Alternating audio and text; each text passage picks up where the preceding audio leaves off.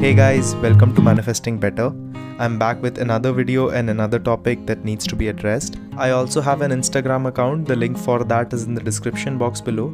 Coaching is also available, the link for that too is in the description box below. 4 things that will help you letting go while manifesting. Hey guys, hope you're well. And in this video, I want to cover 4 tips that have always helped me focus on the topic of letting go, because letting go is actually a helpful way and actually a very important thing to do while manifesting, especially when you're manifesting something that you have extra resistance and extra fears against, or something that you have a lot of limitations against.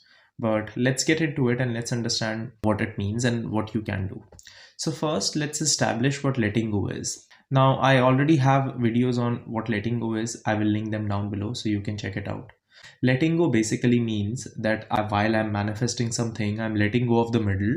I'm letting go of my need to control. I'm letting go of the how. I'm letting go of the craving. I'm letting go of the desperation. Letting go doesn't mean that you're giving up. Giving up is a totally different thing. Letting go just means that you are allowing the subconscious, the universe, God, whatever you want to call it, to take care of the how, and for you to not obsess over it, and to get into the state of believing that it will work out, or however it goes, you will be fine, right? So that's the state of letting go. How letting go helps? Because it takes you away from the longing and the desperation and the craving. It puts you into the state of faith and receiving. What that does is that it puts you into a consistent place where you are allowing things in your life and you don't consistently feel the need to try to do more things. Because when you do again and again, more and more and more and more, it can very easily put you into a state of lack where all your focus is on trying to get something rather than receiving it and living your life while doing it. So manifestation from that essence becomes like a task rather than something that you can do where you can allow things to come to you. So now, how to focus on letting go, and what are the 4 things that you can do to help yourself let go faster? First thing that you can do is to accept that you are whole as it is now. I was reading this book by Marcus Aurelius called Meditations, and many people have read it. And it's not about manifestation, it's just a life focus book. It focuses on a few concepts of Stoicism. I think a lot of Stoicism is actually derived from that book. But the reason I keep reading that book again and again is because it focuses on this one point. It always takes you back to this one point, that life is not certain, right? And that it's in your nature to pass away. And as a human being, you know that your time is slightly limited, which means that you can be in a position where you're planning something and you don't get to actually live that. So a lot of times what happens is, while we are again and again focusing on the next manifestation, the next manifestation, the next milestone, what happens is we are consistently getting into a place where we are not actually allowing the current moment, not actually celebrating the now, and not actually celebrating what we have now. A lot of things in our life that we have now are things that we used to affirm and used to manifest and used to pray for.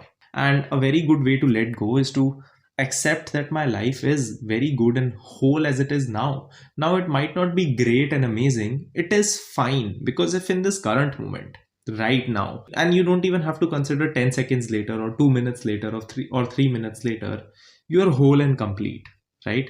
In this current moment, you are safe. You might not feel safe in the next 5 seconds or 5 minutes, but in this current moment, you are safe. When you can take yourself out of that desperation and obsession to try to get the next thing and get yourself in the current moment, like in The Power of Now, Mr. Tolle says that bring yourself back to the present. Why he says that is because he also knows that if you bring yourself back to the present, you're already to a certain level living in the end, because there is no desperation, no need to take yourself out of something, no over analysis. There is actually no anxiety because you're not predicting the future. Anxiety comes when you're predicting the future. So you are not actually in a state where you are trying to predict or create what's next. You are in the current moment, allowing things to happen.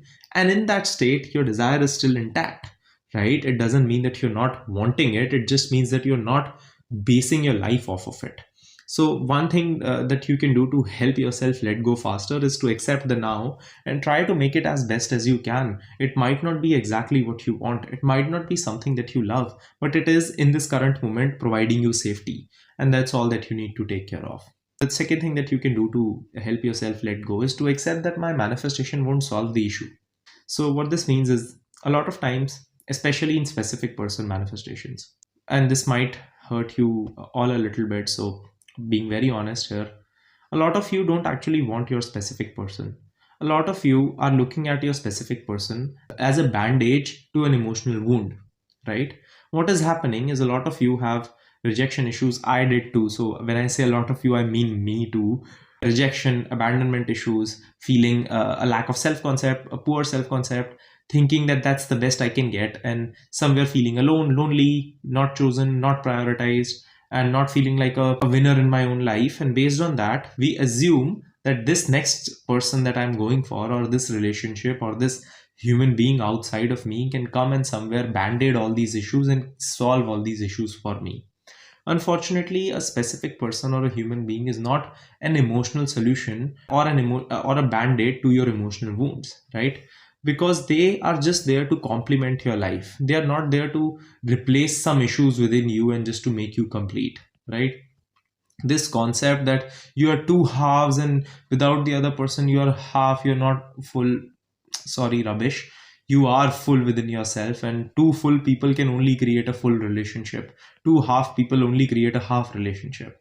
So if you see people who are in healthy relationships, they would always have a healthy life outside of the relationship.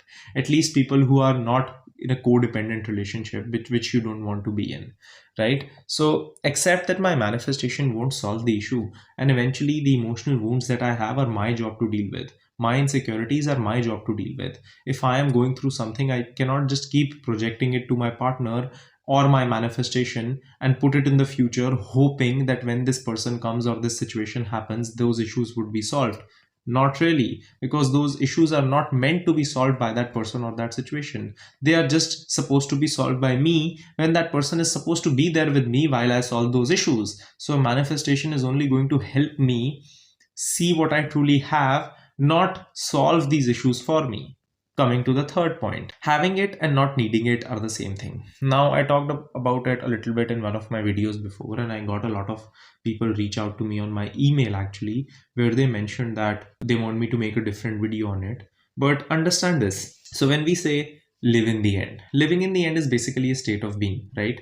It's a feeling state and a state that you embody on a regular basis. So it's not just something that you think once, it's something through which you look at life, right? It's a character that you play based on the situations that you have in your life. And in the current moment, you occupy that state of being most of the day dominantly. And then you live your life and see the circumstances through that, right? So that is what also Neville Goddard means. Live from the end, not live off. Like, don't think of the end, think from the end. What that means is not that always keep thinking that I have it, I have it, I have it. If that makes you feel that you have it, that's amazing. But a lot of times when people keep saying I have it, I have it, all that it does is that it puts them in a state where it makes you feel the lack of it. That doesn't necessarily mean that this technique is wrong. I have manifested thousands of things just by thinking I have it. And that's the whole purpose. We want to get to a place where I feel like I have it. But if you are someone who is struggling and is finding it or trying to find an alternative, go towards I don't need it.